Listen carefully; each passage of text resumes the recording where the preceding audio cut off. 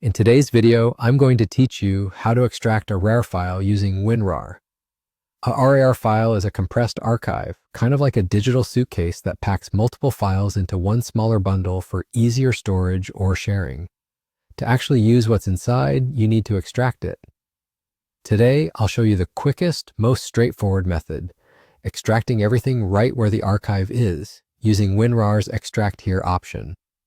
Start by locating your RAR file on your computer. Open your file manager and browse to the folder where you saved it. This might be your Downloads folder, your desktop, or a project folder you created.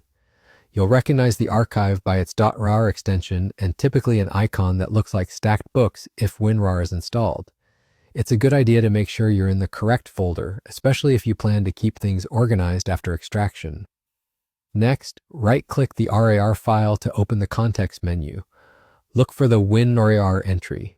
On some systems, especially newer versions of Windows, you might need to click Show More Options to see the classic menu where WinRAR appears. From the WinRAR menu, click Extract Here. This tells WinRAR to unpack everything directly into the current folder. It's fast and convenient when you want immediate access to the contents without creating a new subfolder. Keep in mind, if the archive contains many files, your folder could get crowded. If you prefer tidier results, there's also an Extract option that places everything into a neatly named folder. But for this walkthrough, we're sticking with Extract Here. Make sure you have enough disk space for the extraction, and if the archive is password protected, you'll be prompted to enter the password provided by the source. Once you confirm Extract Here, the files will begin unpacking. You'll see new items appear in the same folder. These could be documents, images, installers, or even a single folder if the archive was structured that way. When the progress completes, you're done. You can open and use the extracted files immediately. If you no longer need the original RAR, you can delete it to save space, or keep it as a backup in case you want to re-extract later.